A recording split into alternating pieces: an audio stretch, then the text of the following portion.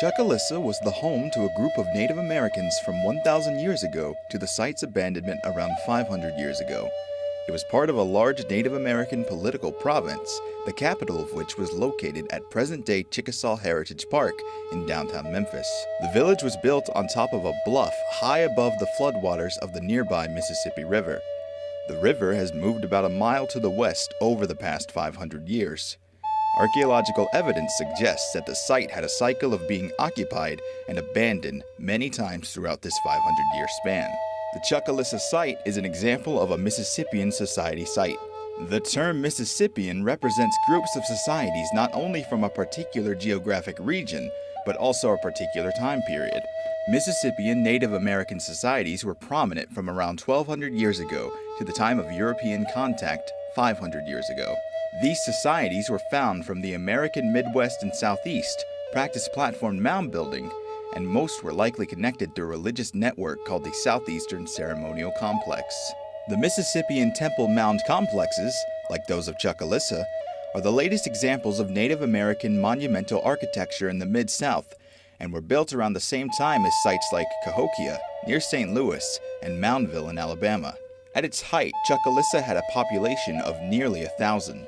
Platform mounds signified the elite social status of those that lived on them. The largest mound in Chclss is called the Chief's Mound and was the location of the village's temple structure as well as the chief's home. The mounds were developed in stages, indicating growth along generations or upon the death of a leader until they became the height they are today. At Chclss, the mounds surround a flattened area called the plaza.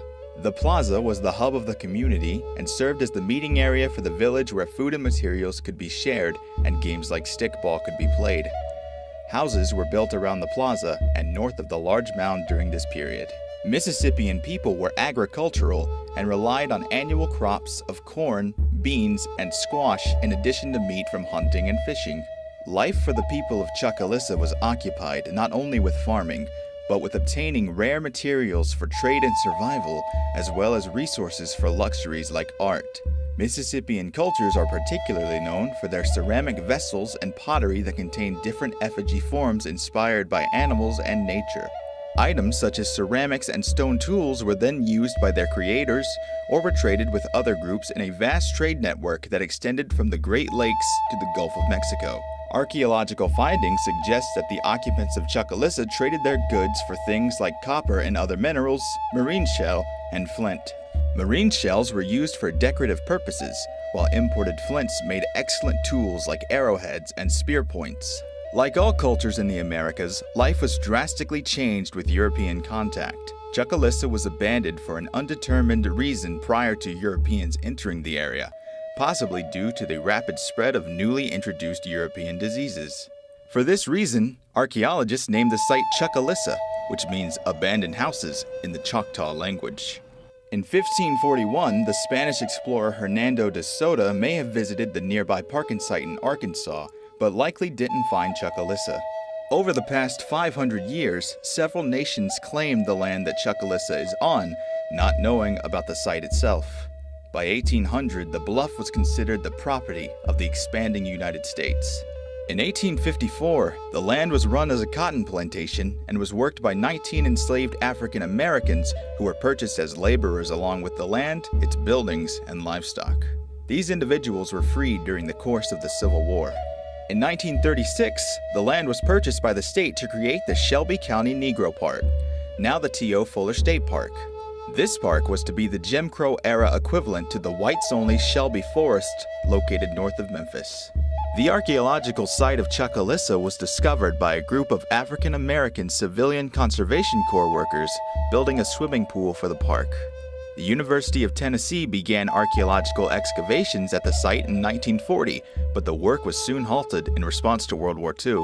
In 1956, the site's first museum was opened, a year after archaeological excavations had finally resumed. In January 1962, Memphis State University, now the University of Memphis, assumed administrative responsibility for Chclss, and the site quickly became a central focus of the archaeology program in the Department of Anthropology. Chclss supported a continuous series of field schools and was the subject of numerous research projects. In 1974, Chclss was listed on the National Register of Historic Places and in 1994 was declared a National Historic Landmark. The mission of the C.H. Nash Museum is to protect and interpret the Chclss archaeological sites, cultural and natural environments, and to provide the University of Memphis community and the public with exceptional educational, participatory, and research opportunities on the landscape's past and present Native American and traditional cultures. Today, the museum seeks to continue this mission with a hands-on and thoroughly engaging approach. Our Brister Archaeology Discovery Lab allows visitors to handle real artifacts dating as far back as the site's first settlement. The hands-on lab also includes interactive games and puzzles to help spark an interest in archaeology in children and adults alike. Our exhibit halls highlight the Native American prehistory of the site and contemporary Choctaw and Chickasaw exhibits, as well as the history of the museum's neighboring Westwood African American community in our Southwest Memphis exhibit. Our grounds include the main mounds of the complex, as well as a discovery trail and a certified tree arboretum. Be sure to also check out our bulletins, like us on Facebook, and sign up for our newsletter in order to see what upcoming programs, activities, or volunteer and internship opportunities we have planned. Thank you very much, and we hope you enjoy your visit.